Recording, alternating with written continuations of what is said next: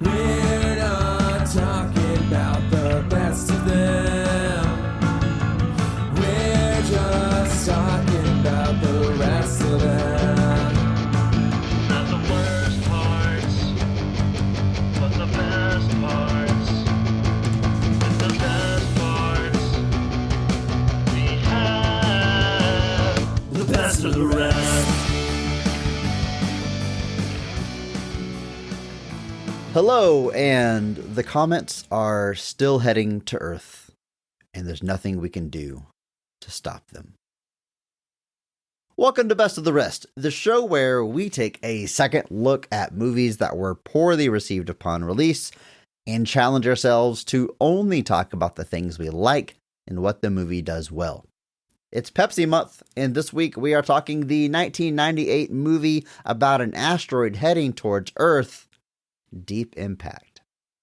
My name is Chris Logan, and I am joined, as always, by the one man that saw it coming, Andrew Williams. You ready for this one, Andrew? I just wish I didn't always see it coming. It's kind of a burden. And It's a curse and a gift, it's, really. yeah, like, you know, it's cool to know things, but it's also, sometimes it's tough knowing things, folks. Well, sometimes when you're the one person that knows something, your vehicle just explodes. And then you're put out of your Hashtag existential PP. misery. I read the wiki, and the first thing I read was like, scientists believe this to be the more scientifically accurate of the two movies between this and the thing. And then immediately that guy's car blows up after he gets hit, and I was like, not that scientifically accurate, I guess. They kind of were pick and choose which sciences are accurate and which are movie More logic. But yeah. we'll get there. Andrew, what is your history with this movie, though? Have you seen it before? Did you see it in 1998, the year of the great asteroid heading towards Earth movie wars? You see it in theaters, you see it on home video. What you got? I definitely remember seeing it on home video. I don't think I saw this in theaters. It would have been the summer, right? This would have been the summer I turned 11. So I don't know why big asteroid movies weren't on my horizon. I was probably watching something else. But did not see it in theaters. I remember renting it at the old Blockbuster by my parents' house, which is now it's best not to go there. Yeah, so I have seen it before. I have not watched it, I think, since I rented it as a ute. But I think it is... There's scenes that were definitely in my head, things that I remembered. And so I was actually pretty interested to go back and rewatch this and see what all was there. Okay, Andrew, but what is the Blockbuster now? I don't know. Oh, okay. I don't remember. You said best not to go there. I was like, probably... is it a sex shop? Is it a... I mean, that's not embarrassing. I mean, pipe store? Hold on. He said best not to go there. I thought it might be something that's not very, hashtag. I mean, if you go there looking for a Blockbuster, you're just going to be sad. That's Hold on. I can't find this out because I know where it's at. Google Maps. They have movies that made very little at the box office. My parents' house looks so sad on Google Maps. And their mailbox is open. Is that a Netflix envelope? Mom, Dad, what are you up to? They're the reason that it's not a Blockbuster there. Apparently. No, take back to the friggin' map. There we go. An auto repair shop of some kind. That's what it seems to be. Doesn't look like the building itself is there anymore. Or if it is. Oh no. Hold up. Oh, it's not a car wash, it's an AutoZone. It's an AutoZone now? Yeah. Hmm. Oh, well. Not nearly as useful as a Blockbuster. No, not nearly. So here's my history with this movie. I never saw it before this week. And I just knew kind of what I perceived as its reputation, which was simply that other asteroid movie. Because Armageddon comes out the same year, less than 2 months after this, was like a cultural event. It's got a huge soundtrack. It's got the big music video, Steven Tyler, Aerosmith, their first #1 single, by the way. It destroys at the box office. Everybody's talking about it. It's sort of like the arrival of Michael Bay, as we would come to know him, the big, dumb action movie. It was everything. So in comparison, this movie just always felt like that other asteroid movie, the smaller budgeted one, the one that no one cares about, the one that no one saw, no one talks about. I never saw this movie. I didn't see it in theaters. I didn't see it on home video. I don't remember it ever playing on cable. It just was forever simply that. The Pepsi to Armageddon's Coca-Cola. Barely registered with me. Now that I've seen the movie, I mean, I've got thoughts. I'm glad I finally saw this movie, because there's so much more to it than just that simple reputation. But that's what this theme is all about. Pepsi Month. We're looking at the movies that were sort of buried in the wake of the other similar film that came out in close proximity, taking a second look at them, discovering what there is to enjoy. I found a lot with this one, and I'm excited to talk about it, Andrew. But first, let's set the stage a little bit. This movie is released May 8th of 1998. It's made on a budget of $80 million, which is a pretty sizable budget. And Andrew, I was shocked by this. At the box office, it brings in $349.5 million. This movie is a very successful film at the box office. Critically, it's not well received. It has a 45% critic score on Rotten Tomatoes. And audiences is right there with them, 43%. Just not a lot of praise going around for this movie. But it made some money. Now, for comparison, Armageddon comes out July 1st, 1998. Not even 2 months later. That's crazy. Like, that's absolutely crazy.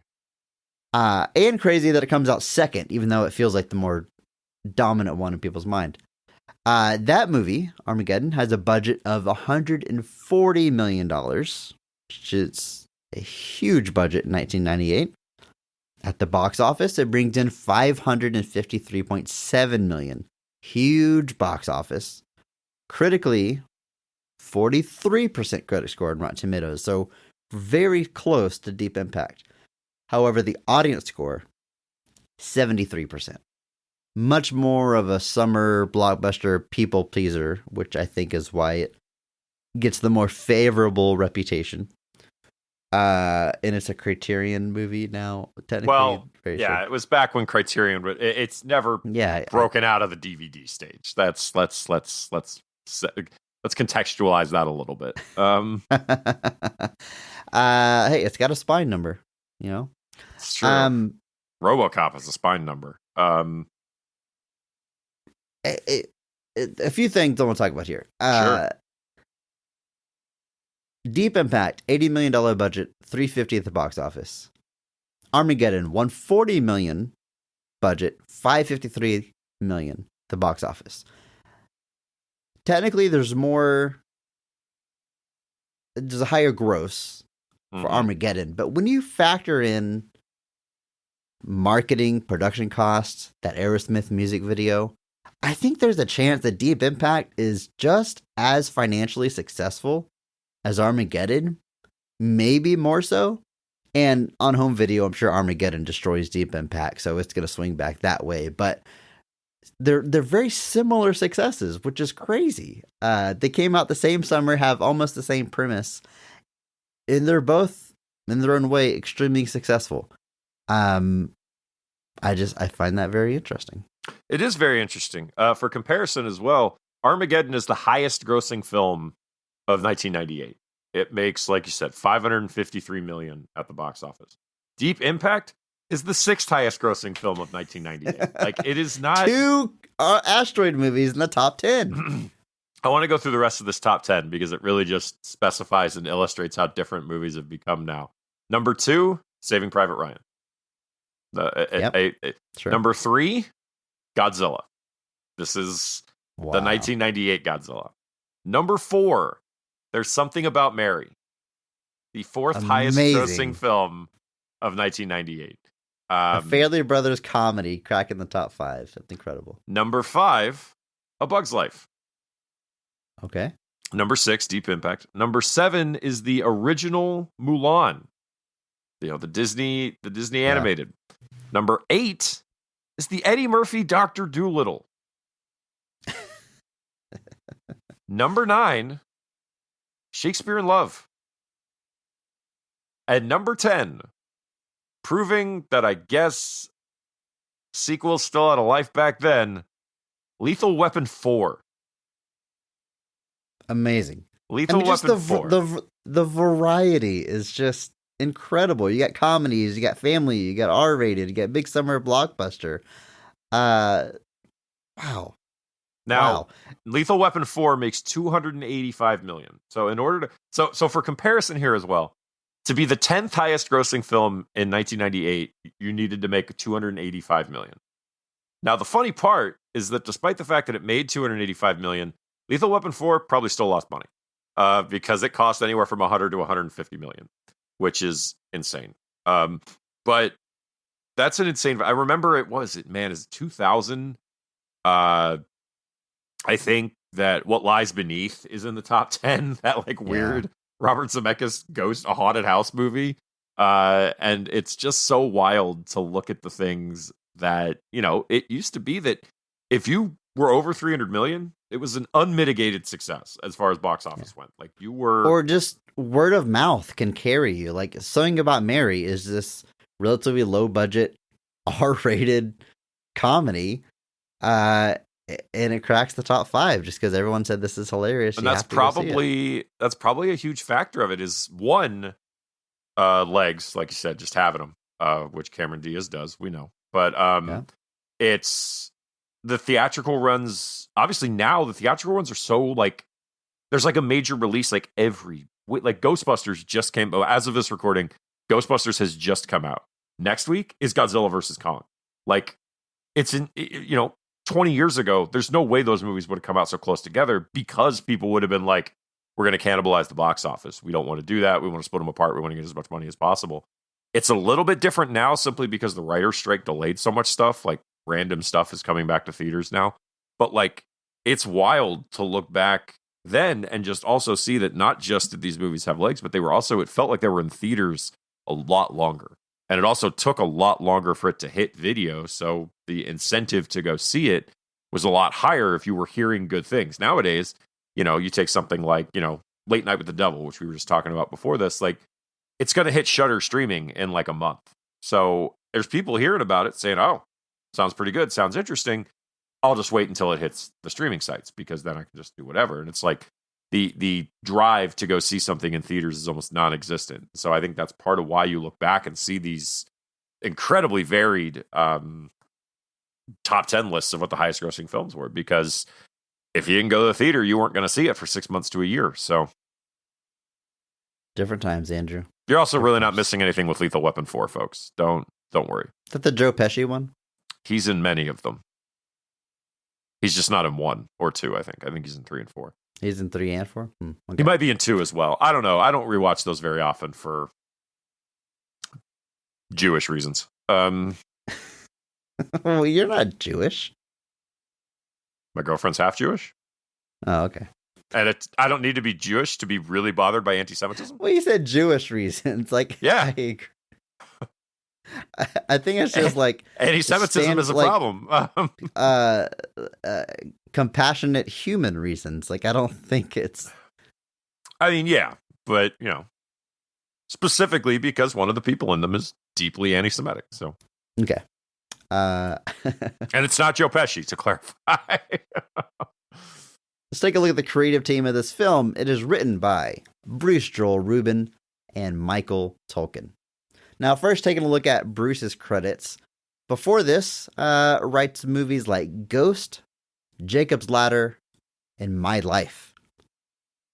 I'm not at all surprised this man is also on Deep Impact. After watching this movie and the themes that it deals with, and then looking at this guy's past credits, it all really falls into place. I mean, it's obvious how Ghost plays into mortality and death and the afterlife. Jacob's Ladder is notorious for its existential dread. My Life shows Michael Keaton with a God. terminal cancer, making home videos for his child that he's not going to live long enough to see, so that they can know who he is. I mean, that's the entire premise of the movie. He also directs that one. Oh, really? Oh, yeah, I didn't see that. So, so he's obviously, passionate about a certain he enjoys thing, or making you sad. Yeah. But it's like he tackles super heavy subjects, and then in most of these cases has this like layer of hope on, like, ultimately a hopeful message.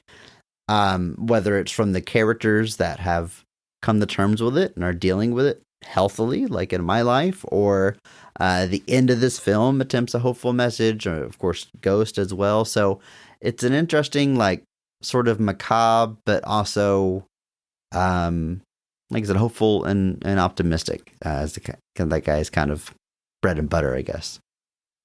I would say that's a nice way of looking at it. It's a very, you can definitely sense the common theme through a lot of what he's doing here, and see that he likes putting in the same kind of subject matter through a variety of different mediums. Like Ghost and Deep Impact are very different movies, but they still have these kind of recurring threads running through them. So, some really interesting stuff here. Like I said, My Life as well apparently did an uncredited rewrite on Sleeping with the Enemy, which kind of fits in with his modus operandi here, with, the kind of really depressing subject matter, but trying to end it on like a solid note. Apparently also did the book and lyrics for Ghost the Musical. So... And then our other writer, Michael Tolkien, I'm going to read you his entire filmography up until this movie. Gossip, Gleaming, The Cube, The Rapture, The Player, Deep Cover, and The New Age. I read all of those because, Andrew, I don't know any of these movies. I don't know any of those. Have you seen any of these? Have you heard of any of these?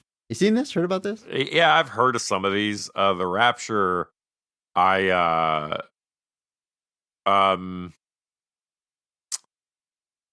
The Rapture I have seen The Rapture, and I'm not going to say I went into The Rapture for very unaltruistic reasons, because I saw a clip of Mimi Rogers in The Rapture and was like, need some context here, boys. But it's a very strange movie about she converts from being a swinger to a born-again Christian after learning that a rapture is going to happen. So the first half's very interesting. The second half less so. I've heard of some of these, like The Player. I know I've definitely heard of, because that's like a Tim Robbins thing, and Robert Altman directed it. Which, he got an Academy Award nomination for the screenplay on that one. And Robert Altman was just a tremendously prolific director for all sorts of reasons. Did one of my more favorite mystery films, Gosford Park, a whole bunch of other stuff. So he really kind of also has a very strange filmography as well. Also he directed The Rapture. So both of these writers, interestingly enough, did have also done their fair share of directing as well. So, speaking of directing, this film is directed by Mimi Leder. Now, before this, the year before this, she had directed The Peacemaker, which was a sizable George Clooney hit. I've never seen it, but I'm very familiar with that cover where he's mid-run. After this, directs Pay It Forward, goes on to eventually direct a little more recently On the Basis of Sex, the RBG biofilm. A lot of TV credits, shows like ER, The West Wing, and, the Morning Show more recently. Andrew, here's something interesting. This is episode now, 155, somewhere around there. We celebrated 150 here recently. So we've covered over 160 movies, right? You got our bonus episodes and stuff. This is by my count, third time we've got to talk about a female director. We had Lexi Alexander way back on Punisher Warzone, Patty Jenkins, Wonder Woman 1984.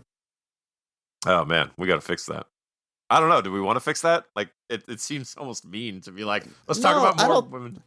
I don't think it's on you and I at all, Andrew, in the sense that the movies we choose, like we're just, obviously our criteria has nothing to do with the gender of the director, but Right. I think it's a good snapshot of the landscape of Hollywood films Yeah. and how overwhelmingly male it is. And it's just one of those things that's kind of eye-opening, you know? Like it's it is. and certainly, you know, maybe even people listening are like, well, you know, it's probably because there's more men in the industry, more men are into filmmaking and pursue a career. And to that I say, that's not accurate. No, not at all. Barbie doesn't make $1 billion because men love movies that much, or Little Women, or a movie that's not aimed at a particular sex. There's still women going to see it. The world is 50% female. There is an interest there. It's more so, and even if you were to look at like film school and like who's enrolled, and maybe it is, I don't know, even if it's 60-40 leaning towards male, or even 70-30, there's the good chance that's because of representation. Right. Of people seeing themselves as directors. People seeing male directors is more inspiring, whereas women don't have that same connection, aren't being told this is something you can do. Every single woman that directs a movie, it feels like, gets called a trailblazer. Every single one. Why is that? Just things to think about. Like Well, go ahead. Finish the thought, please. I was just gonna say it's not on. Like, I don't think it's on us for the movies that we chose, and it's not necessarily on us to fix this. I don't think we're in a position to necessarily do that. It's just something to be aware of. I think it's important to be aware it's of. fine. I feel bad enough for both of us. Well, no, and it's interesting too, because like you'll see people that are like, oh, well, even if film school is slanted 90-10 in favor of men, are 10% of 10% of films directed by women? No. Like, Yeah. even if the balance is favored towards men, that's not reflected in the final product or the final filmmaking pool, regardless. Like, it's still not being, like, you know, if you take 10 movies, nowadays this might be a little bit more common, but like you take 10 movies and you're saying that 10% of them are directed by women, it's like you probably find that that's not the case. That largely, especially with major blockbuster releases, they're mostly being done by men. And people will say, oh, well, that's because they have track records, they have careers. And it's like, again, but like how much of that is because they're the ones that are being given the opportunities? How many times additionally is pressure put onto a movie directed by a woman or starring a woman that, you know, how many articles did you see that are like, you know, when Wonder Woman was coming out that were basically like, if Wonder Woman's not a success, you know, it's going to be disastrous for women superhero films. Or, you know, if it's not a success, it's going to be a disaster for like women directors trying to get, it's like, why? Like, how many movies directed by men, starring men have failed? The answer is many. And at no point did somebody say, well, I guess we're done making dude movies. Like, it's, I'm sure I've shared things like that before, but like, it's very much the case where it's like, there's not just a, disproportionate representation. There's also a disproportionate way that they are treated. Like you said, you know, Barbie was called a trailblazing film because, and to be fair, it was the first movie directed by a woman to make over $1 billion. And there's things that it can be lauded for, but it was like Greta Gerwig had never made a film before that had been critically acclaimed. And it's like, well, she has. That's like why she got the Barbie job, is because she was out there doing great work before this that was successful and critically acclaimed. And it's like it doesn't matter sometimes. It's like, oh, you know, and it isn't on us, but at the same time, you just know we're capable of better. And it sucks to see that we're not being better. Before we get off the soapbox, I just got to correct myself. We did cover The Eternals, and that was directed by Chloe Zhao. So 4 women directors. Doesn't really change my point, but I certainly don't want to overlook one that we If 10% of films are directed by women, Chris, we're doing a terrible job. That's just what I'm saying. But the films of Mimi Letter, I've seen Pay It Forward. I remember that one being that's Yeah. the oddly divisive Haley Joel Osment movie. Like people really had strong feelings one way or another on that one. But the film credits are few and far between. It's a lot of TV in between, which again I'll hop back on the soapbox for a moment. That is common with female directors. I know Lexi Alexander has talked about like the challenge of like having a successful movie and not getting that next step and waiting and having to like start over and paying your dues. It's a whole thing, just a thing to be aware of. But Oh, that happens to all directors too. It's interesting. And this isn't meant to distract from the conversation regarding women specifically, but there was an interview I watched with that wasn't an interview, it was like a speech Harold Ramis gave. That Harold Ramis, Ghostbuster. And he talked about how his career has these ebbs and flows because, for that reason, he'd have something that was successful. And like he mentioned, I think it was Analyze This. He directed Analyze This. And that was a huge hit. And so they immediately signed him up to do the sequel. But then he just kind of talked about how, Analyze This was a huge success, which brought my credibility to Hollywood back. Because, the guy who wrote Ghostbusters and Stripes and directed Caddyshack and wrote Vacation and all those things, he's not just, you shouldn't just give him another shot to make something funny. He's got to prove that he's still good. It's still worth it. And so it's already hard for men. I can't imagine how much more difficult it is for women because you have to get a second chance. And that those are few and far between. So it is you think, no, we need to think about it. That's the problem. But yeah, it's starting to think making movies is a tough thing. It's a tough industry, Andrew. No reason to make it any tougher for anybody. All that being said, I think we have set the stage here. We're talking about an asteroid movie today. The other asteroid movie as it exists in most people's minds. But today we're talking about the positives, everything we like and enjoy about the film Deep Impact. You ready? Yes.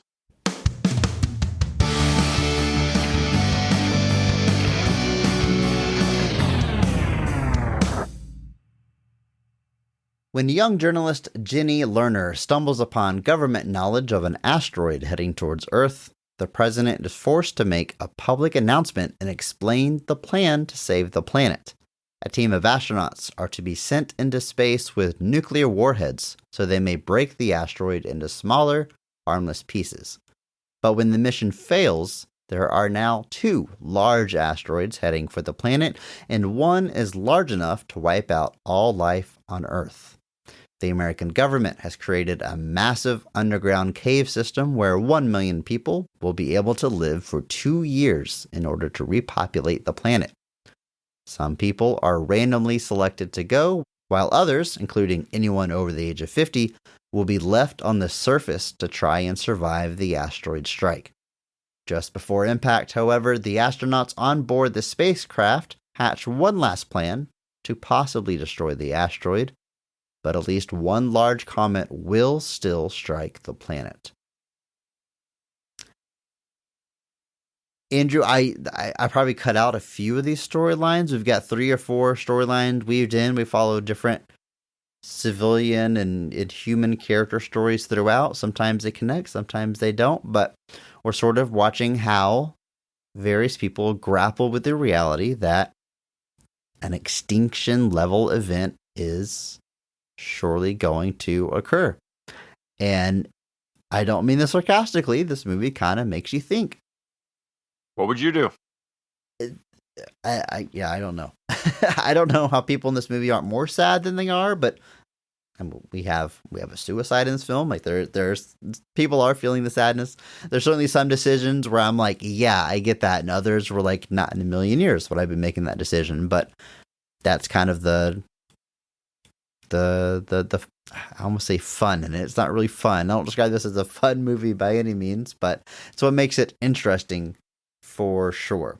We're going to get to all that. We're going to talk about the scenes of this film, but first, of course, we're going to talk about the cast of the movie, and we're going to start with the high point, the best casting, best performance of the movie, because every episode, We recognize one person who goes so far above and beyond the call of duty that they actually elevate the quality of the entire film with their performance. And we recognize that person by giving them the Mark Strong Award. So, Andrew, kick us off. Who is getting your Mark Strong Award for Deep Impact? I gotta go straight to the Commander-in-Chief.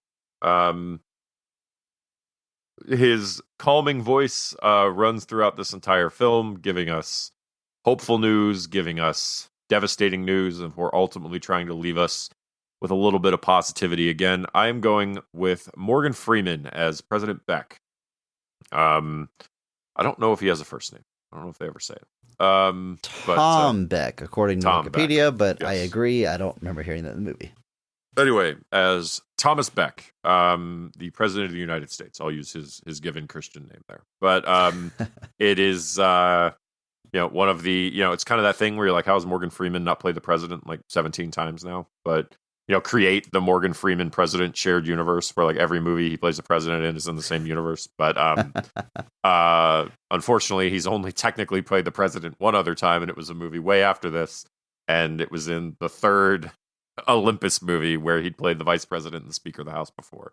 So in that series, he, I guess, works his way up the ladder and puts in the work. In this one, he's just the president. But he is given, he basically just makes a whole bunch of speeches having to give increasingly more sad news before finally everything kind of ends up sort of okay. But he's so good at it. He's so good at it. He's Morgan Freeman. He's got that voice. He's got that presence. He's got that je ne sais quoi, that kind of, Chris, what would you call it? Gravitas. There it is. It's great. He does a fantastic job doing what this character needs to do. He ends up, like I said, he inadvertently becomes this kind of guiding voice throughout the entire film. Almost the narrator in kind of a way with the way his stuff is structured. There's not a lot of like voiceover. It's usually like you see him giving the speech, but like it's this. All right, it's time to check in with the president, see what he has to say. And like there's not a whole lot of scenes of him not making speeches. Like there's the one scene where he's talking to the reporter, and then like almost everything else is like an address or a speech or him sitting in his chair looking sad. So it's very much being presented in a very kind of specific way. And it works. There's a whole lot going on in this movie. So adding in yet another subplot probably would have taken it too far. This movie about asteroids hitting the Earth. But it is a great performance. He does a great job being that character.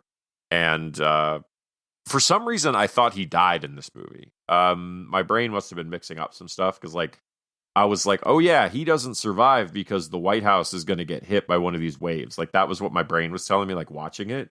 And for some reason, I thought James Cromwell, who plays a character, came back around somehow. And I don't really know where all the wires got crossed in my head, but James Cromwell is literally in like one scene of this movie. We'll talk about him a little bit later, I'm sure. You just mix this with The Shawshank Redemption. Maybe which also has both these actors. And maybe a little bit of Star Trek First Contact, where James Cromwell has a much bigger role that came out around this time. So I don't know. Anyway, Morgan Freeman doing a fantastic job holding it down as the President of the United States. The calming voice is doing it's doing the heavy lifting here to try and make this situation seem hopeful at first, trying to portray the gravity of the situation later, and then ultimately kind of ending it on that note of there is hope for the future. The poster for this movie literally says "Ocean rise, cities fall, hope survives." So, and nothing embodies that more than Morgan Freeman's performance. So, Morgan Freeman, Mark Strong winner, first time. First time Mark Strong Award winner. I've even talked about him before. I'm not even sure if he's an alum of the show, which is crazy because he's been in a million movies, but well deserved. I will say, such good casting for him as president. I'm pretty sure I read that a young Barack Obama saw this movie as a kid, and that's the reason he decided to get into politics and eventually run for office. Do you believe that, Andrew? No. I can't help but watch him, Morgan Freeman, as president and be like, this is a respectable president. He was 61 years old when he made this. I'm like, he's kind of young. Kind of young. It's my view on presidency has skewed in recent years, but it's a great pick. I like seriously his performance, the gravitas, the voice, but he just feels like someone you respect. I love the way that he speaks to Americans in the world. I mean, when it gets really dire towards the end, he kind of starts going off the teleprompter, and he's like, I even love the way he's like, I believe in God. I know a lot of you don't, but I believe no matter who you're praying to, it's going towards the same person. And it just felt really uniting in a way that, again, I want out of a president. He's a very good fictional president. Andrew, I think this is a absolutely excellent pick. I mean, Morgan Freeman, God, that voice, everyone, I don't know if I've ever heard a good Morgan Freeman impression. Like, I don't know, Christopher Walken has a distinct voice, and everyone does a Christopher Walken impression. I've heard Christopher Walken, but like, no one else can do what Morgan Freeman does when it comes to his voice. No one. And looking through his filmography, I don't think we talked about him before. It would not appear that we have. He makes very critically acclaimed movies, it turns out. Well, we just haven't gotten there yet. So. Okay, fair enough. Andrew, that's a great pick for Mark Strong Award. Well deserved. I am going to be giving it to someone else, however. For me, the Mark Strong of this movie is Téa Leoni as Jenny Lerner. I was blown away by this performance. It is so good. First, before I even get to her, like the character, I think is really well written, and it escapes a one-dimensional thing. Like, she's a young, hungry reporter that gets a big story. That's where we start. But on top of that, she has this workplace drama with a higher-ranking reporter that is keeping her down, and that comes back into play. She has family drama with both her mom and her dad, and coming to terms with them not being together and reconnecting and her mom dying. Like, there's so much happening with this character. But Téa Leoni is just so good. Like, there was this scene that I was fascinated with where she gets moved up to an anchor position because she's the one that helps break this story. And it's her first time on air. And Andrew, I don't want to speak for you, but I feel like most people that watch a ton of movies or love movies feel like on some level, they're like, I could probably act if it was the right role. Like, I'm not a great actor. I've never done it before, but yeah, I could probably get by. I could probably, I wouldn't be horrible or whatever. Yeah, I don't know if you've had those thoughts. Sometimes I think that. But then I watch her be a reporter is their first time on air. And she conveys the nervousness, yet the ability to rise to the occasion so well and realistically, and in a way that, like, I couldn't ever fathom making those choices in front of a camera. Like, there's, that thing like in sitcoms where it's like, they're like, hey, who broke the vase? And the person's like, gee, I didn't know it was broken. And they're being like really over the top. But like in that universe, the person asking like doesn't realize they're being strange. Mm-hmm. You know what I mean? Like they're telegraphing it. She doesn't do that in the scene I'm talking about where she's nervous. She doesn't like go gulp and then like wipe sweat from her brow. You just see like a slight hesitation before she starts and a deep breath, and then she goes into it.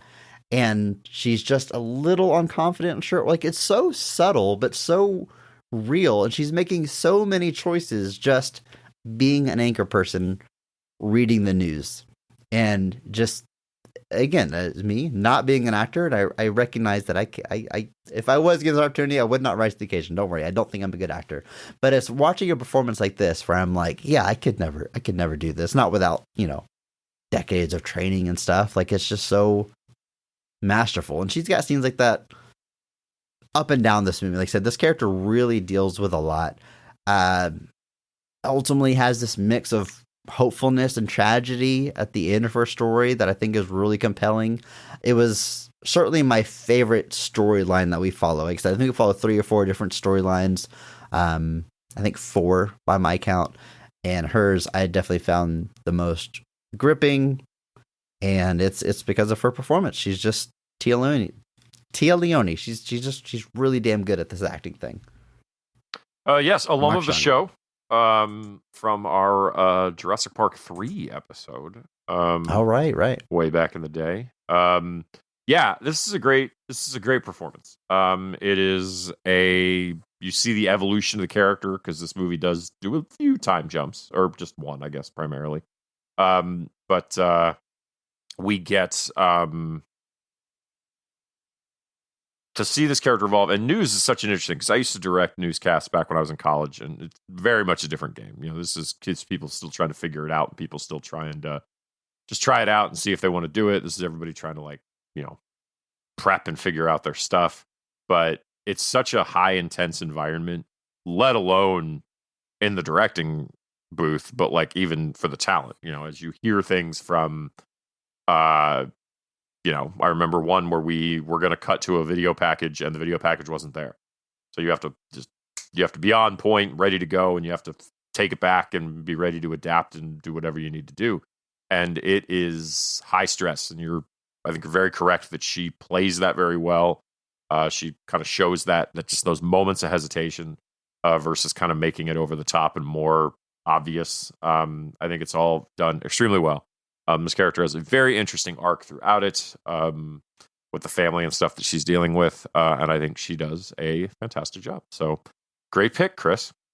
Téa Leoni would also go on to play a president in the TV show Madam Secretary. So that's fun. I don't know. She works her way up to president too, because she starts as the Secretary of State. Hence why it's called. Right.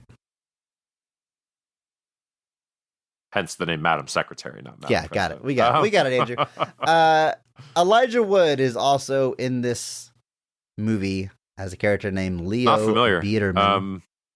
It's so funny, like pre-Lord of the Rings Elijah Wood, because he's just this child actor, bit roles, sometimes starring roles, but he's just another guy. But like after Lord of the Rings, he would never be able to be just Elijah Wood. Interesting career. Just funny to go back again to the pre-Lord of the Rings stuff. But Leo Biederman, he is a teenager who actually helps discover this asteroid at the beginning of this film. But more importantly, afterwards, it becomes one of the people, him and his family are selected to go to the caves. They are designated survivors. But he loves his neighbor, a young woman we'll talk about here shortly, and makes the decision to not go into the caves, but instead go try to save her. Just a young love story. Again, one of the more hopeful threads they weave throughout this overall kind of gloomy tale, but it's Elijah Wood. He's a good actor. You know he's a good actor. I mean, yeah. What do we say about Elijah Wood? Man, Lord of the Rings is 3 years after this. That's like crazy, right? It's insane to think about.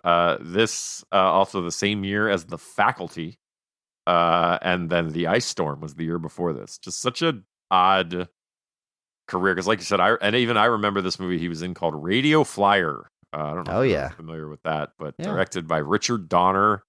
Joe Mazzello is in that one too. Adam Baldwin is another dark movie with a story of hope at the center. Yeah, that's another one that gets subject of like a lot of fan theories on the internet, just because people are like, "Oh, there's it was ridiculous. There's no way this happened." I was like, guys, yes, we understand that the idea of a kid building a radio flyer that flies is weird. Just this ain't the movie for that. It's just yeah. But anyway, but The Good Son, did you see that one? Macaulay Culkin. Macaulay Culkin's terrifying in that movie. Yes. Like he's genuinely genuinely unsettling. And I was like, woof. He was also in a movie called North about a kid who decides that he wants new parents, so declares himself a free agent and goes looking for him. Yeah, just a wild career. And then Lord of the Rings, and now he's doing whatever he wants now. I genuinely love his career. Like I've said it before, anytime a child actor seemingly is able to grow up and be normal, live a normal life, love to see it. It's rare. It's good. But I love that, he made his money with Lord of the Rings and like he's just like, yeah, I'm gonna do what I want. Weird stuff, character stuff, whatever personally interests me. More power to you, dude. That's the dream I gotta imagine for an actor. Mm-hmm. Yeah. I mean, it's what I'd certainly like if I were an actor. So yeah. He's got an interesting kind of situation here where he's, being treated with some precedence because of his role in discovering this thing. But at the same time is kind of wanting to reject that to save this girl he really likes and wants to make sure that she and her family are okay. He tries to save them too, and it doesn't go very well. So he has to make a choice. And he does, and it works out in his favor. So yeah, it's good stuff. I like it. That girl's name is Sarah, played by Lily Sobieski. Probably most famous for The Glass House. Is that the Glass name House, of the movie? yeah. Glass House, which was a few years after this. She looks like a de-aged Helen Hunt, and I could not get that out of my mind. They look so similar, but regardless, very good actor. I like her in everything I've seen her in. This is another solid performance from a young person. It's good. Thumbs up. It's just, this is hashtag PP, and I don't mean this super negative. Like, their story is probably my least favorite of all the threads that we follow. It's not bad. It's more like, one of the stories has to be my least favorite, but this one seemed kind of the most standard disaster movie stuff. There's young people that love each other and just want to be together. You know what I mean? Yeah, I get it. I don't disagree. It is it's pretty standard. It's pretty straightforward. Apparently stopped acting 2012, focused on her kids, so all the more power to you. But she is, she's there when he discovers it. It feels weird that he's the only one given the credit for it. He has no role in this discovery, despite the fact that she is there when it happens. So, patriarchy. Yeah, it all comes back around. But yeah, I would say The Glass House. I mean, she's in Eyes Wide Shut, Never Been Kissed, things like that. So she had quite a run there in the late 90s, early 2000s. So, and Andrew, let's go into space. Talk about some of these astronauts. Like this actor called Robert Duvall. He plays Captain Fish. It's Fish. It's Fish.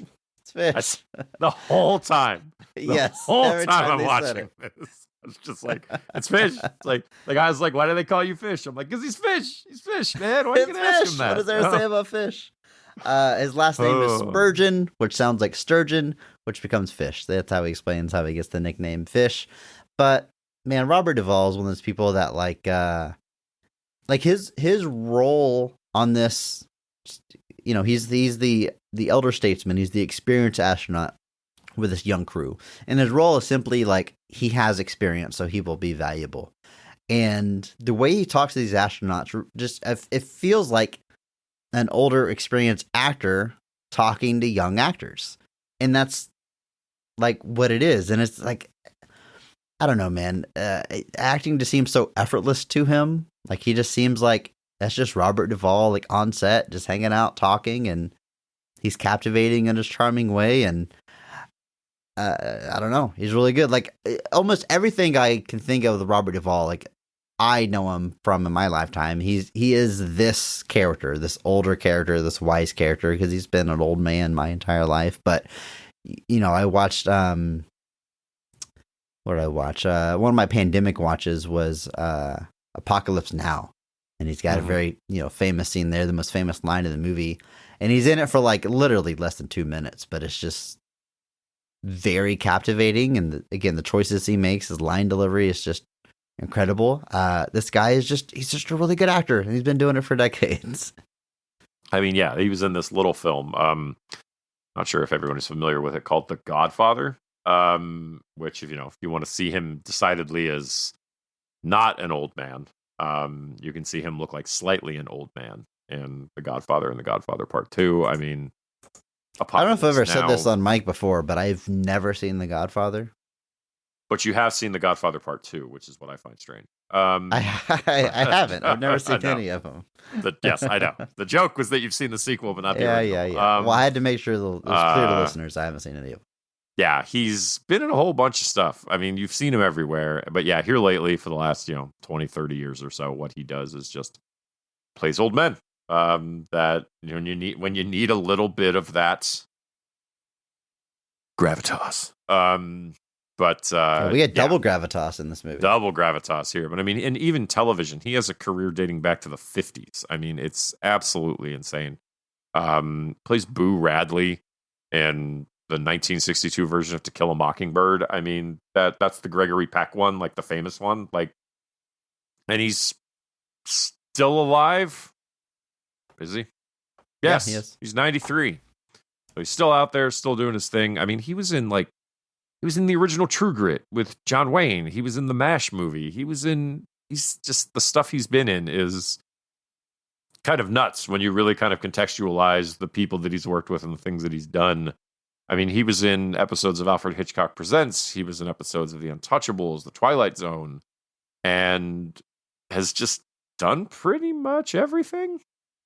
And it was recently in the weird Edgar Allan Poe murder mystery movie, The Pale Blue Eye. So he's still out there, still doing his thing. And, but yeah, here he's got that, like you said, that kind of aged experience that the young hotshot astronaut leader is not really keen to listen to until he finds out that, guess what?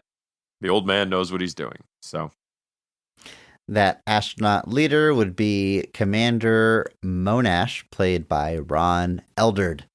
And his character does get injured and is rendered blind on their mission, and does end up eventually bonding with Fish, and it's a pretty sweet side story and relationship that forms, seeing him being like the hotshot cowboy type astronaut to sort of being humbled in a very severe way.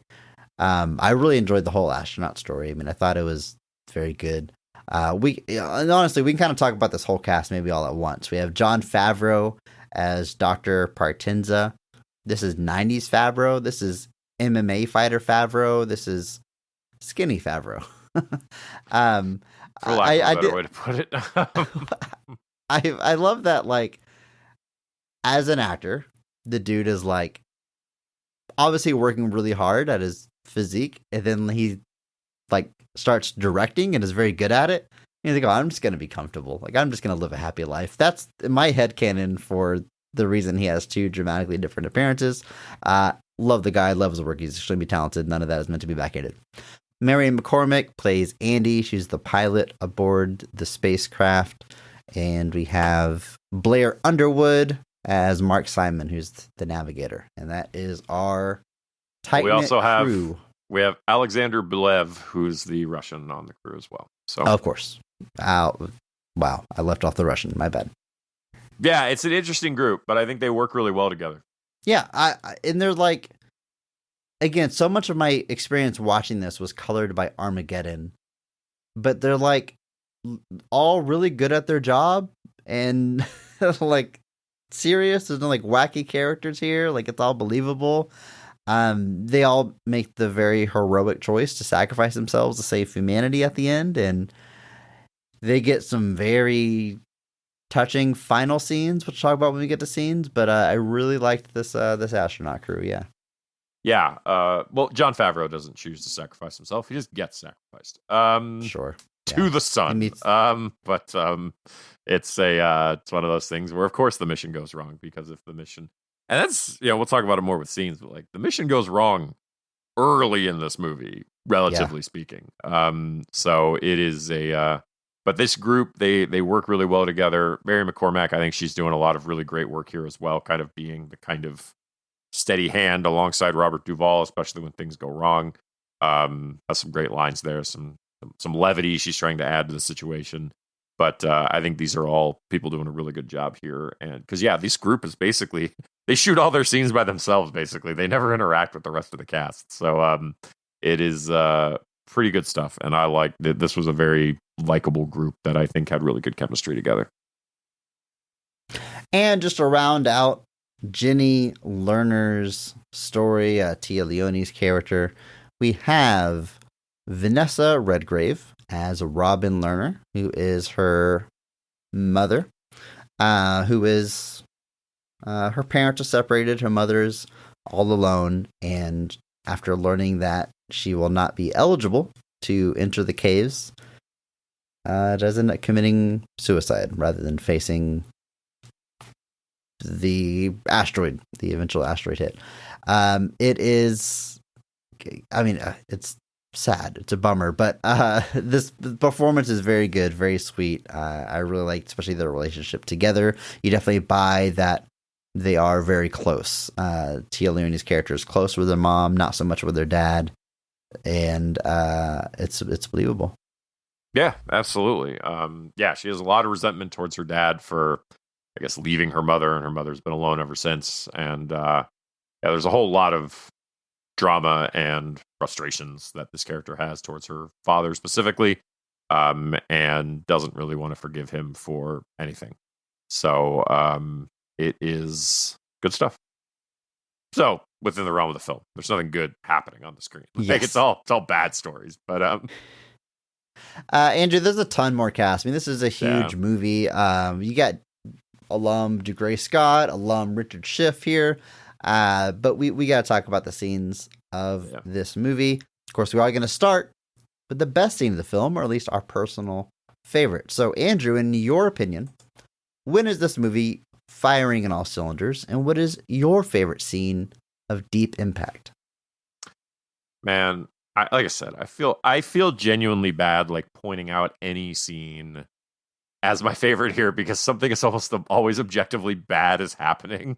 But if I'm going for the scene that hit me the hardest, both emotionally and everything, I'm going to go there and say that it's the astronaut saying farewell scene, because Oh, God. Yeah. it is heart-wrenching and devastating. And if that is being effective, it means that it's because you care about the characters, you care about what's happening to them, and they are also presenting you with, like, grade A stuff that, like, you can't help but just be devastated by what you're seeing. All of the characters outside a few, like, you know, Robert Duvall, Fish doesn't get to say goodbye to his sons because they can't be there. And I think there's a couple of others where, like, their families just are not able to get there to say goodbye.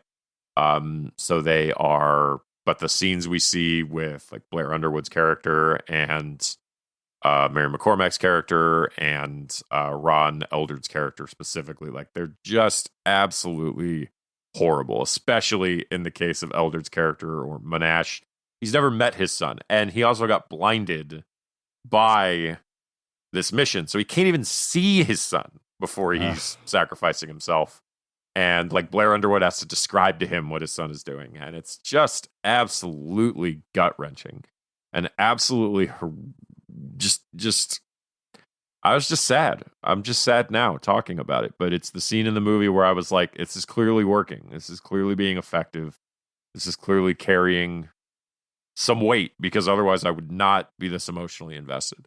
And so I have to call this one out, because everybody here is doing a ton of heavy lifting. Even Robert Duvall basically saying goodbye to nobody except his dead wife still hits, like, because, you know, he's turns out he's an actor, and he can just do that. So it is devastating. This is right before this team is all about to basically sacrifice themselves to try to give the Earth a shot. And so when you take this scene and combine it with the fact that it is leading up to a bunch of characters sacrificing themselves to give humanity another shot, you're basically just hitting all of the spots for me to think this is the best scene in the movie. So I'm just going to go ahead and say it. It's the best scene in the movie. Man, I wasn't ready for this. Like, this whole scene. I was not ready for this. I was terrified. Because it feels like the last, 10 minutes. It's probably like 4. It's probably shorter than it feels like. But, like, each one gets their time to say goodbye to their kids and their spouse. And it almost, like, ramps up, because it starts with Blair Underwood's character, and he's telling his wife, he's like, you better keep going to church, because I'm going to be there next to you.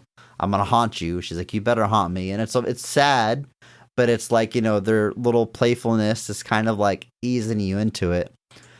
But then you get the pilot, you get Andy saying goodbye to her kids, and you get the news that Fish's kids aren't going to be there. And then the commander, like you were saying, Commander Monash is told that his wife and son can't make it. And then they do at the last second, and he's saying goodbye, and he can't see his kid, and literally another pilot, Blair Underwood, has to tell him, like, his son is holding a rocket ship. He's got to describe it to him because he can't see him. It's just, oh, God.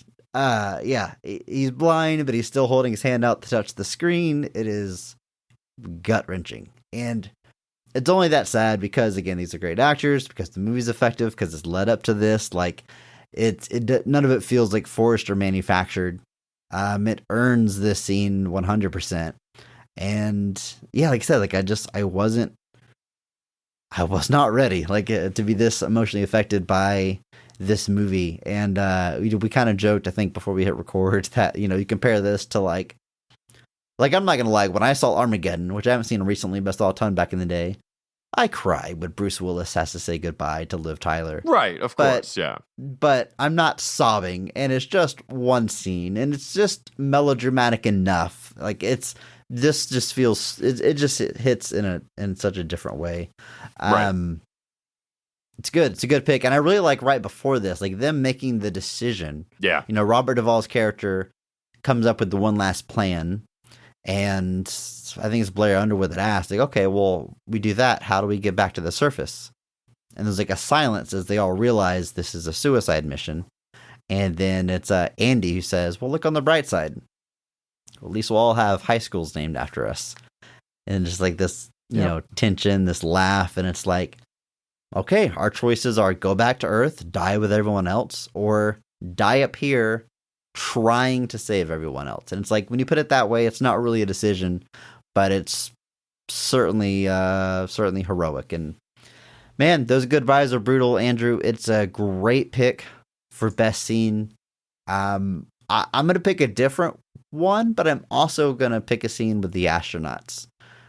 I really like their first attempt to blow up the asteroid, that mission. The whole reason that they're out there.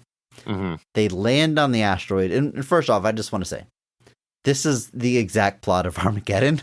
You send astronauts into space to land on the comet, to drill a hole, put a nuke in there, and blow it up. It's the exact same thing. And I can't help but think that as I'm watching it.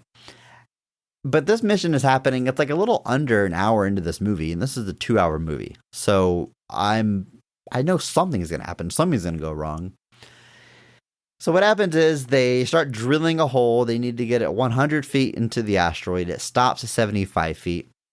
So our commander, our sort of hotshot, Monash, just dives into that hole, goes down there, gets it unstuck, gets it to keep drilling, but they're running out of time because the sunrise is about to happen on the comet. Which honestly, at first, I'm like, well, what's the big deal? It's a sunrise, but they're in space. They're much closer to the sun than we are. They have no atmosphere. It's going to be over 300 degrees. So they explain that in the movie, and I'm like, oh, of course, I'm an idiot. Sun is bad here. So they run out of time. He's able to drill it 100 feet, but they can't make it back onto the ship on time before sunrise. Most of them get their visors down, but he does not, which is how he becomes blinded. Jon Favreau gets launched off of the asteroid as the sun hits, and the heat causes a almost like geyser to launch him off. We lose him. The rest of them make it back on. They blow it up, damages their ship, but instead of destroying the asteroid, it simply splits it into two, both pieces still heading towards Earth. It is a failure. Morgan Freeman has to tell everybody that's a failure. But here's why I love this mission, Andrew. Again, I can't help but think of Armageddon as I'm watching this movie. And what I'm almost expecting is like, you know, we've got this cocky leader. He's going to make dumb decisions. They're going to get in a fight. They're going to start punching each other. Like, they're going to be dumb and screw everything up for everybody. But like, that doesn't happen. They're all competent astronauts, good at their job, trying their best. He is like doing the heroic thing to try to make it to go into that hole and make it drill deeper. And it's just the circumstances that, this was like a narrow chance of succeeding, and it doesn't succeed, and that's it. But they try their best, and they're all heroes, and I don't lose respect for any of them, and I don't get frustrated that like a personal squabble dooms humanity. Like, it's just the tension is so earned because you feel like everyone's genuinely trying and remains likable. And I don't know if I would feel so strongly if I didn't have Armageddon on my mind, where I'm expecting all that dumb. I mean dumb respectfully. Armageddon's a dumb movie. It knows it's a dumb movie. So I'm not trying to like trash one movie to praise another. But I'm just saying that's sort of what painted my mind before I watched this scene, and I really liked how it played out. Well, Chris, I have a book for you called The Hammer of God by Arthur C. Clarke, published in 1993, if you're curious about movies where we try to beat asteroids with bombs. Oh, really? Because, yes. Because you'll never guess what we try to do to stop an asteroid from hitting the Earth in the book Hammer of God. Andrew, do you think so much of this movie, Deep Impact, is like the government having plans and contingent plans, or works on all of them in secret until they're forced to reveal it to the public? Do you think, one, we have a plan for if an asteroid starts heading towards Earth, and two, is that plan to drill into it and put a nuke in there? Because, including the book you've just brought up, that's 3 stories of fiction where we all come to the same conclusion.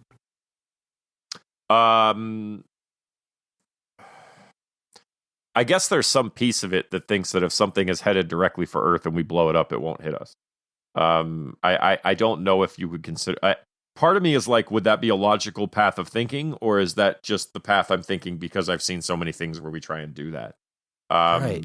Now, Hammer of God is interesting because there is a mission at first to move it. Because of course I've read Hammer of God, but the first mission is to move it. But in that book, which is so the base level of all of this, the original script for Deep Impact credited Hammer of God and a movie called When Worlds Collide as sources.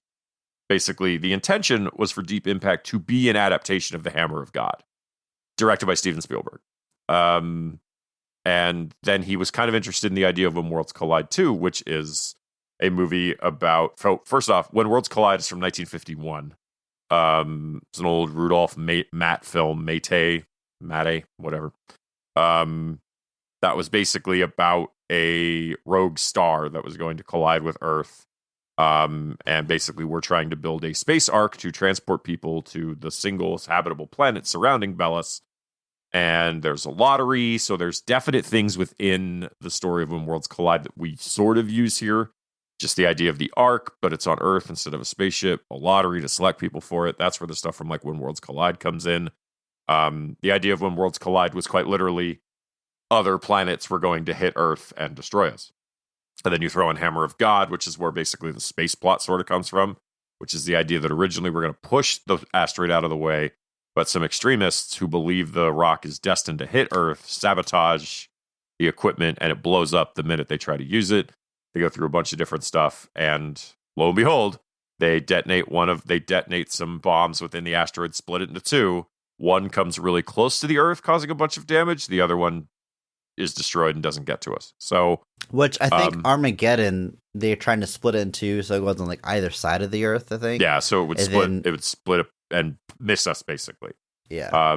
So Hammer of God is interesting that there's a lot of DNA here. I'm actually interested that it seems like they didn't, like, there's still a lot of similarities, and I'm kind of surprised they didn't end up having to credit any of it, because they originally were going to, and then it was Michael Tolkien's rewrite that kind of eliminated all of the need to credit other things. So I guess it went far enough down its own path that the source didn't need to be credited anymore. It's kind of strange. I'm curious what the rules are on that. Hammer of God also takes place all in the future. Like, it's like 2109, I think, is when most of that book takes place, and there's stuff from like the 2060s and stuff. So it's all in the future, but we transplanted here for a lot of it. But yeah, apparently the idea that we would just destroy an asteroid hitting the Earth with bombs is just seemingly where everybody thinks we'd go. I have So, no do idea you why. think in real life the American government has a plan, has documents somewhere? This is what we do if this situation arises. I'm sure there is a plan. Do you think Whether it's put a fly into nuclear space warhead? and try to blow it up, I don't know, but I assume there is some kind of plan.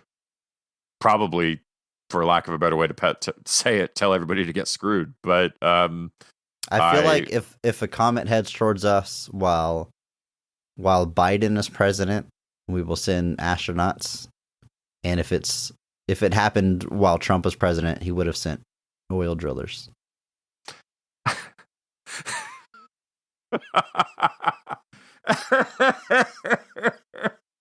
I don't know if there's a better way to break down the difference between these two movies than what you've just described. So, yeah, the age old Not story to get of, political. the age old story of Ben Affleck talking about going to Michael Bay and being like, so why would they train the drillers to be astronauts instead of training the astronauts to be drillers? And Michael Bay told him to shut the fuck up. But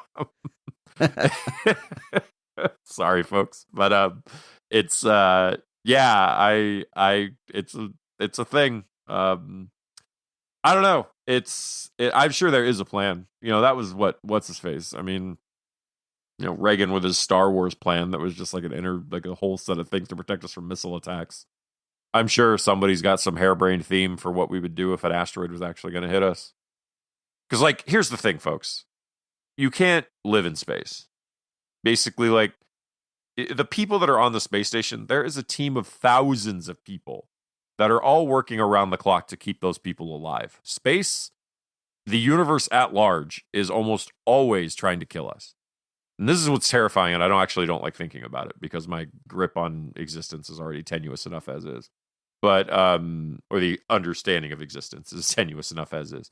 But, there's so much that, the universe is just terrifying. It's just, and you think about the fact that there have already been 4 extinction level events on Earth caused by external sources, and now we're in the midst of the 5th one caused by us, or maybe it's 5 and 6. I don't remember. The Field Museum in Chicago actually has, if you go through the dinosaur exhibit, it actually walks you through life on Earth, and it has a stopping point for each extinction event. It's actually very, very cool and makes learning about how we've destroyed everything fun and educational. But for the whole family. It's and a lot of it, like I said, we're only responsible for the last one. But there was asteroids that hit the Earth and global events and things that we still don't understand that caused all of this. And it's terrifying to think about, so I'm going to stop thinking about it. Moving on. Andrew, I've talked about how this movie, I can't help but watch it in the shadow of Armageddon. I'm just expecting Armageddon on a smaller budget, less than, not as over the top. And the beginning of this movie does nothing to really deter that feeling.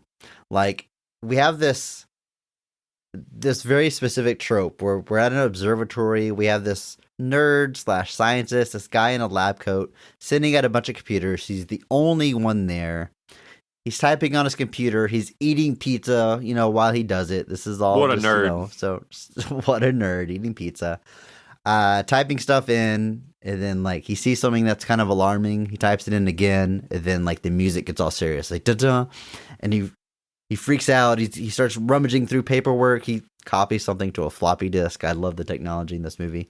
And starts running out. And again, this, we're hitting so many tropes where it's one person that sees it, and it's the only person in the lab/observatory/office/whatever it is. They are, they got glasses. They're hitting all the nerd tropes. And then he hops in his Jeep because he can't email anybody. He can't upload anybody. We're not there yet. He's got to put on this floppy. The server's down. The server's down, man. He tries to mail it out, and he can't. The server's down. He's got to snail mail it or physically drive it somewhere. He's driving on this mountain road very haphazardly. A truck is coming the opposite direction. Truck swerves. He collides with it. He tumbles off the side of the mountain. But that's not enough. He starts tumbling on the side, and after hitting the side of the mountain twice, this Jeep explodes into a fireball as if he was carrying nitroglycerin in the back. It is comical. This this explosion. And I'm like, okay, we're checking all the boxes. We're hitting all the tropes. This isn't necessarily a bad thing, but I'm like, okay, this movie's kind of exactly what I expected. Hard shift, Andrew. Hard shift after that to a newsroom and all these reporters talking. And we're learning about this, what is he, a secretary that's stepping down, James Cromwell's character? Yeah, he's the secretary of the Treasury. Yeah, secretary of the Treasury. He's stepping down, but like he's lying about why he's stepping down. His wife isn't sick. She's an alcoholic. He's been having affairs. She's investigating it. She meets up with him at this boat to try to like bust him. And I'm like, what is going on? Like, this is suddenly a political thriller and it has nothing to do with the asteroid. But Andrew, first off, I want to say this script is pretty good. And it's pretty smart and surprisingly doesn't hold your hand a lot and kind of waits for you to catch up. So this is what happens here. Téa Leoni learns that, again, it's a cover story for why he's stepping down and that he's been unfaithful. And her source gives her a name, Ellie. He's always talking about Ellie. He has this secret phone that no one can answer but him. He talks to the president in hushed tones and she confronts him. And she's like, well, why don't we talk about Ellie? And he stops dead in his tracks. And he is like chastising her. He's like, I know you're just a reporter, but you used to be a human. I'm telling you, don't break this story. Like, I just want to be with my family. Can't you understand that? And I'm watching this and I'm like, no, I don't understand. Like, why does her knowing you have an affair mean she can't break the story? Like, I'm trying to catch up to this script. And I don't know, maybe you're smarter than me, you caught this earlier. But it wasn't until like the government agents basically kidnap her and take her to that bunker to meet with the president that I realize Ellie is the name of the comet. And that's what he's talking about. Like whenever he's saying, I just want to be with my family, can't you realize that? Like I know, oh, he must know about the comet. But like, what does that have to do with him cheating? Like I'm still so hung up on him having an affair that I don't quite put all the pieces together, but eventually it all snaps. And I'm like, oh, damn. This is like a pretty smart script. Like, this is It was never actually an affair. That's the thing. Like, yes. Yeah. I get it now, Andrew. I get it now. Yeah. Like, Ellie is the code name for the comet. Extinction level event. Right. But it is, that's what it is. But it was very interesting to watch it because, like, that's the moment where, like, well, and I won't lie, I'm watching this part of the movie and I'm like, does this have to do with the comet? Like, what's going on? Yeah. Here? Like, I was like, why should I care? I'm literally why am I wondering caring this. about this? And it's also interesting that, like, James Cromwell never comes back to the movie. I guess that's why I thought he must, like, play a role later, but he doesn't. He's, like, in this one scene and that's it. Such a good character actor. He is. 90s, He's fantastic. 2000s, so good. But it's super interesting in that scene because that's the scene for me where I was like, oh, as far as I got was like, this is not what she thinks it is. That's kind of as far as I got with that. And then obviously she like immediately gets, I hope they paid for that damage to her car or got her a new car or something. Like they literally like ram her. Does it matter, Andrew? Does it really matter? There's like years at that point. I still got to get around in the meantime, brother. Killing the resale value of this. But the resale value for this car that I'm definitely going to need to keep using. It's such a great that scene in particular too. Like the way he delivers all of that, just perfect. Little bit more of the gravitas coming from James Cromwell as well. There, it's a movie with a lot of gravitas. And gravity.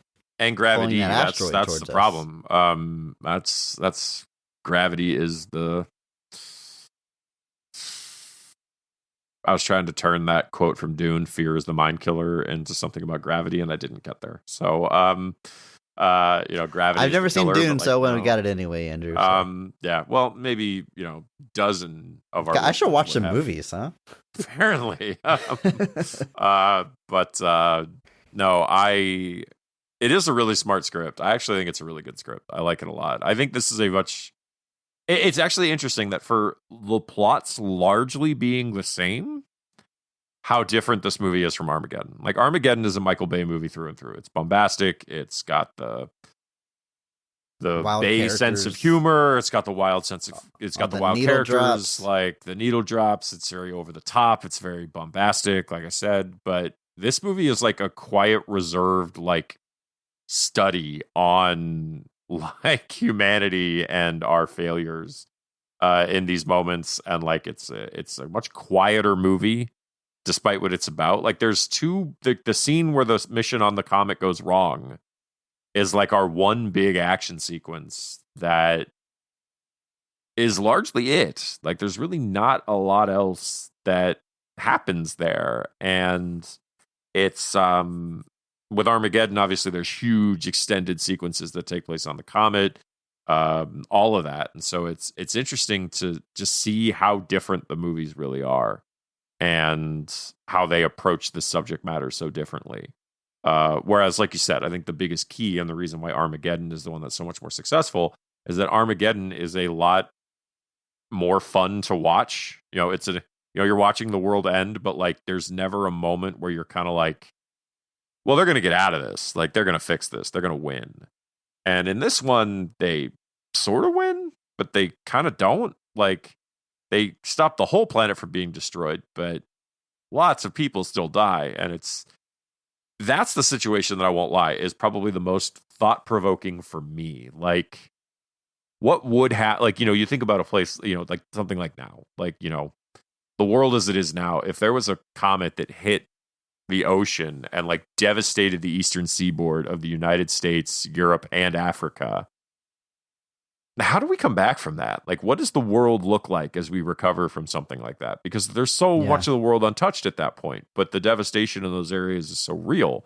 And there's a hesitation, obviously, coming off of things like COVID or even looking back to things like Katrina, where there was a single area that kind of saw immense devastation, or in the case of COVID, something where we were kind of asking people to do their due diligence, and so many people said that it was a violation of their freedoms.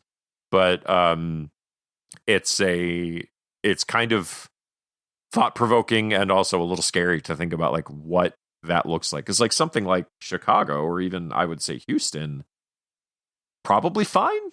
Like based off of if it's hitting in the Atlantic Ocean or the Gulf, it's probably going to carry into the Gulf, but I don't think it's going to get all the way to Houston. But and like Chicago's far enough inland that it's probably not going to come here either. Like but it's wild to think about, like, because, you know, that would be like New York, that would be Boston, that would be DC, that would be Miami, that would be anything on the eastern seaboard. Does would be the just world destroyed. come together? Does it unite the world? Does it further divide us? Do we fight over resources for rebuilding? Does the world keep spinning, and like sort of in the immediate aftermath? Like, are we still going to work the next day? Like, you know, what is even things like that? Like, just as simple as like even what it immediately means for me, just like, what does this look like? What does it do? And it's strange to think about. This movie definitely goes places I wasn't expecting. Again, my favorite character, Téa Leoni's character.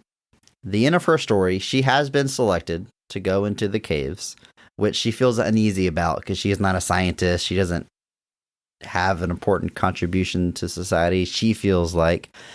But a few things happen. There is a woman named Beth at her job who it's kind of hinted at throughout the movie is holding her back because she's afraid of her taking her spot. And it becomes very apparent when the head of the division kind of almost chastises Téa Leoni for holding back on a story, for sitting on it. But she wasn't sitting on it. She told this other reporter, but she just obviously never passed it along because she didn't want to see her rise. So it becomes very clear this woman, Beth, has not been doing her favors as a career. She acts like she's a friend and she's guiding her, but really she's holding her back, right? Well, at the end of this movie, she is selected to go, but Beth has to stay behind with her young daughter in this building that they know is going to flood. She's about to get on a helicopter, but instead she grabs Beth's daughter. She runs to the rooftop. She says, "Beth, you're taking my spot. Take your daughter. Get out of here." And she stays behind, knowing like she's doomed herself at that point. She sacrificed herself to save this person that has wronged her because it was the right thing to do. And she was uneasy with being selected anyway, right? So like there's that. And then there is her reconnecting with her father she's been estranged with from this whole time. They reunite on a beach that has sentimental value to them. And they're literally standing on this beach when the comet hits. And like, it's not until then, like, I'm watching them, they're on the beach, they're reconnecting. It's like the comet flies over their head, but I'm like, well, how are they can't make it to the cave. I'm like, oh God, they're gonna die? And literally they're there holding each other. She is scared and says, Daddy, which, again, great script, because on the one hand, it's her reconnecting with her father and acknowledging Daddy. On the other hand, it's sort of this reverting back to this primal wanting your parents because you're scared moment. And then they are just crushed under these waves. They just die. Like, we don't get out of this. Humanity doesn't get out of this unscathed. Like, there's so much lost, including main characters of this movie that have very tragic ends. I didn't see it coming. You know, I kind of thought, all of our heroes live, of course. There'll be some national monuments destroyed. It's kind of what I'm used to, but, like, not a happy ending for everybody. It's kind of crazy. No, I mean, the Elijah Wood plot with him going after Lily Sobieski, like, her parents are basically give them her,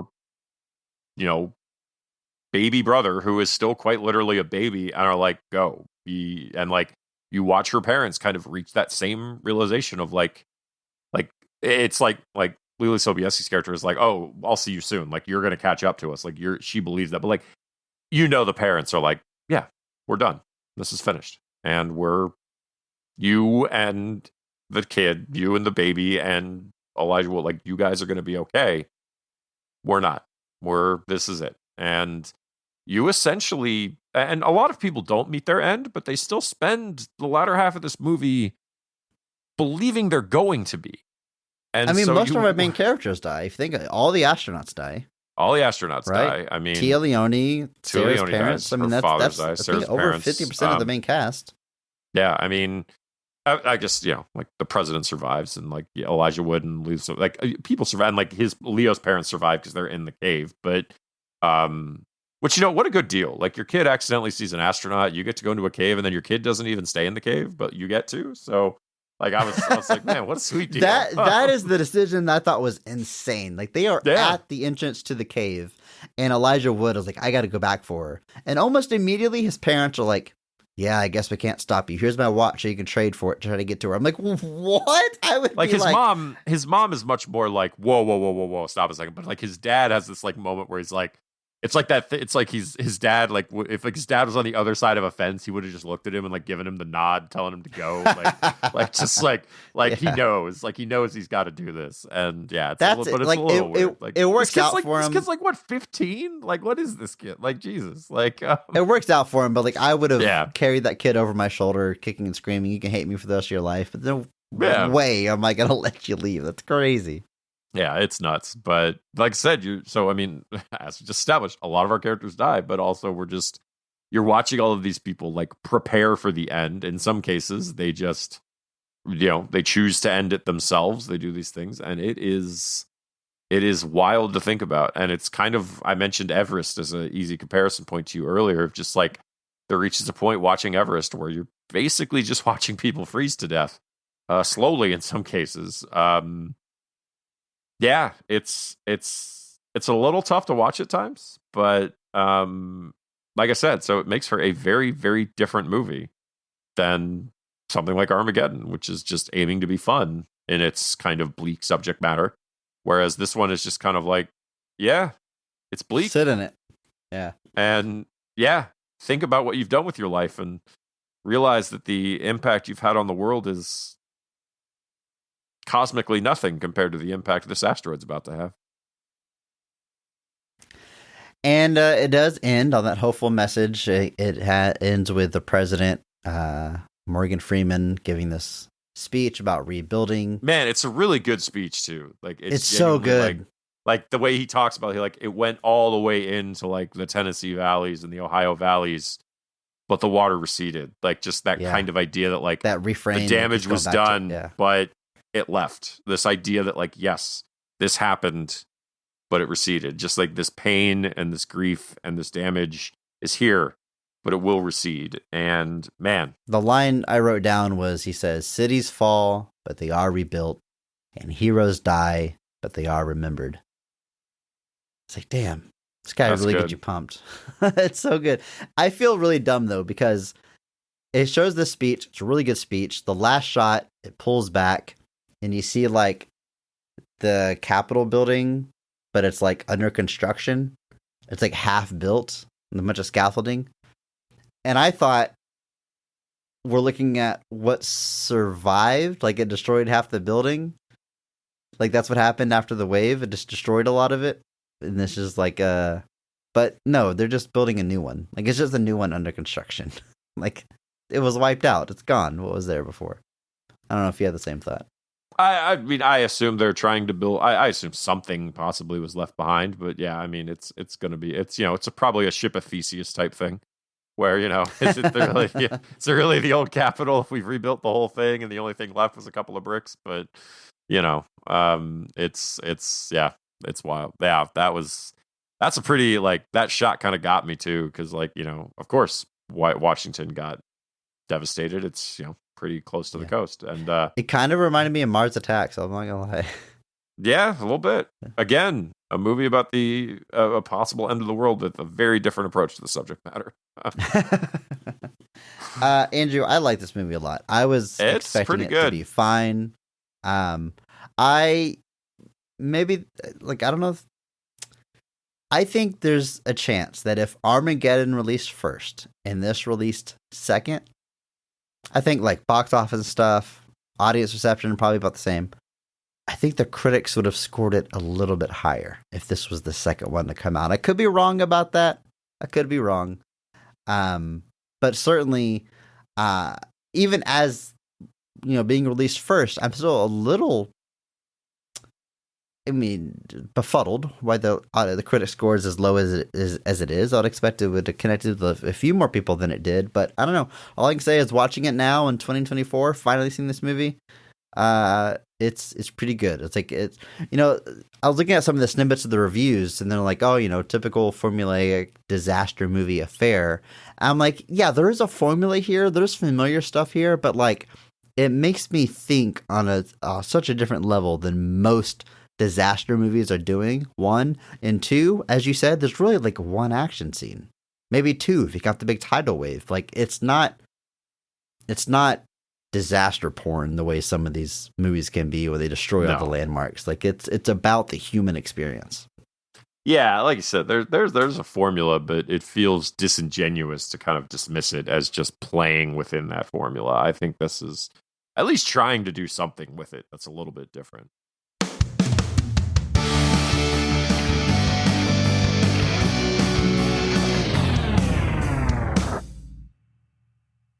Well, Andrew, we are one movie in to Pepsi Month, and I am already second guessing the theme for this month, at least the title, calling it Pepsi Month, because this movie does not feel less than its well-known counterpart, which, of course, we can all agree Pepsi is clearly the less than soda brand when it comes to being compared to Coca-Cola.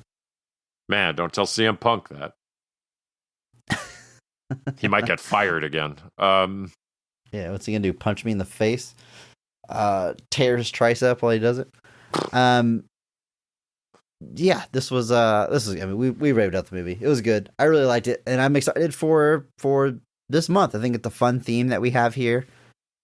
Next week, we will be taking a second look at the film Ed TV. Remember that? It's about this guy who's constantly on camera, because he's the star of a reality show that never ends about his life. Huh. This is the Matthew McConaughey one, not the Jim Carrey film, The Truman Show. But that's next week. For now, it's time for our question of the week. And if you want to leave us a cue for a future episode, you can do just that. Just hop into our Discord. There's a link right there in the show notes. Go ahead and click. Come and join us. Hang out. Talk about all kinds of nerdy stuff with the community. And, of course, in our Question of the Week channel, you can leave us questions. We have a question here from maybe Seth Rogen, who says, Hey guys, big fan. Just curious, do you have a favorite jersey worn by the Hartford Whalers? And why is it the navy jerseys they introduced in 1992? Great question, me.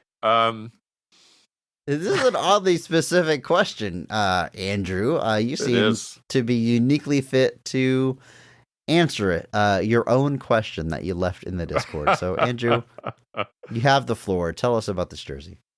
So the Hartford Whalers were a hockey team in the originally the World Hockey Association, the WHA, which was a competitor to the NHL that existed from the early 70s to the late 70s.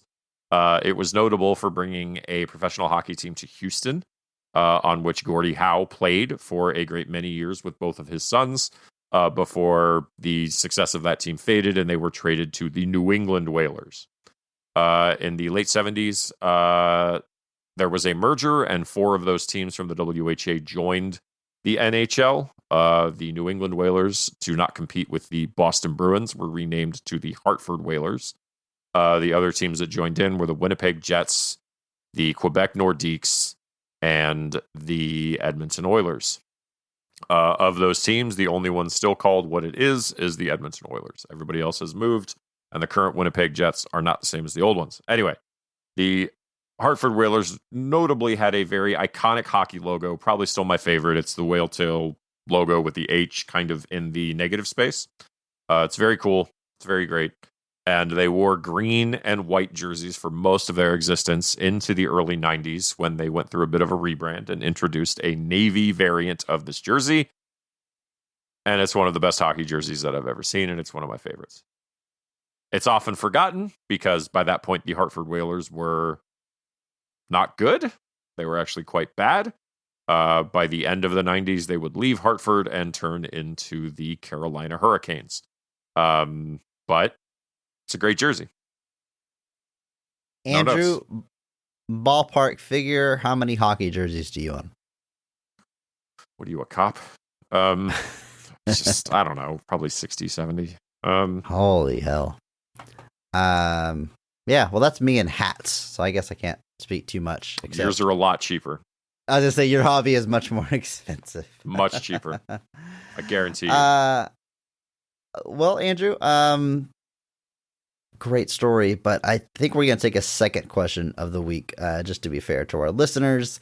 So how about this question from Oculus Neko, who says, I just watched the movie AI after 20 plus years. Still holds up, which is crazy, but also it's Spielberg, so to be expected. My question is, if aliens asked you to show them a movie that best depicts humanity, what movie would you have them watch? I can only assume their answer is AI, which is a wild answer, but otherwise I don't know how those two thoughts connect. But great question. Neko, a movie that best depicts humanity. I thought this was an appropriate question this week because the film we talked about today, Deep Impact, is a story about humanity in a lot of ways. Do you think that would be a good one to show aliens, Andrew? Deep Impact? I don't know. I don't know if I'd want them to get any ideas. I think this is an interesting question because I have two thoughts on it. One is the question what I would want them to think humanity is, or what do I want to... Am I picking the movie that I think best represents what I want humanity to be, or am I picking the one that best represents humanity as it is?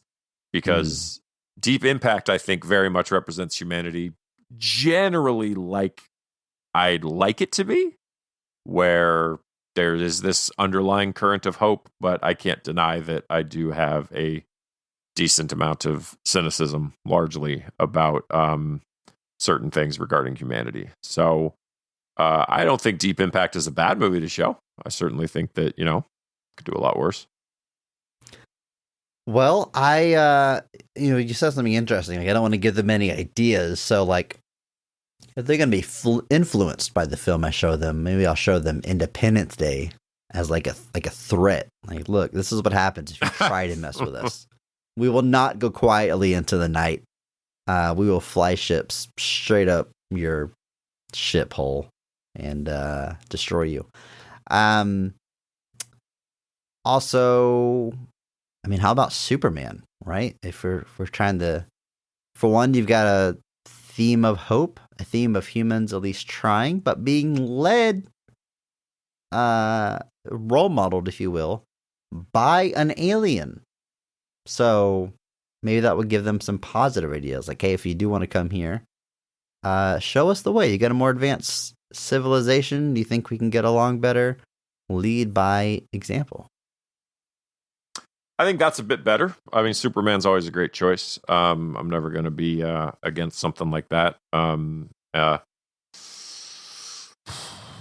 don't know. I see something like anything with the triumph of humanity. Like, it's a weird choice, but like Bill and Ted 3, where like the end of that movie is us and humanity coming together to save the entire universe. It's like, yeah, could you do much better than that? And in that case, I'm very much presenting humanity as I'd like to see it. Something where there's an instance where we can come together as a people and do something for the betterment of everyone, even if it hurts someone's bottom line. But it's Superman, I think, is another great, especially like just Superman the movie, Superman the motion picture, whatever you want to call it. First Christopher Reeve movie. It's just a beacon of hope. It's exactly what it should be. It's what you want us to be. And that's what Superman is at the end of the day. He is a representation of what humanity's potential is. And can't get much better than that. Yeah, I'll agree with that. We are showing aliens Superman. You know, maybe just all of Superman can't. Like, throw some comics in there. Just like, look at this guy and what he's about.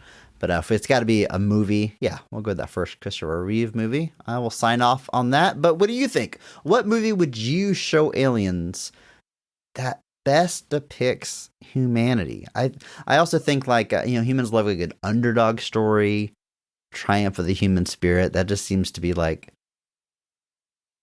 the not just, I guess I shouldn't think in terms of American, but like, that's like the ultimate human story, is like overcoming the odds. Maybe we'll just show them like John Cena matches. But what do you think? What are you going to show aliens? Let us know. Hop into that Discord. Hit us up on social media. Let us know your answers. Join us next week for Ed TV. And until then, just remember, maybe not every movie is great, but all movies have greatness. Thank you to Mark Benavides for singing our theme song. You can follow him on Instagram at NotThatMarkAnthony. And thanks to Mitch for the music. Check him out on Twitter at I'm a Biggie Boy. And check our show notes for the SoundCloud link. Check out our store on TeePublic for some Best of the Rest merch. And if you enjoyed this episode, please share it with a friend. That is the only way that we grow. And follow us on social media at BOTRcast. Thank you.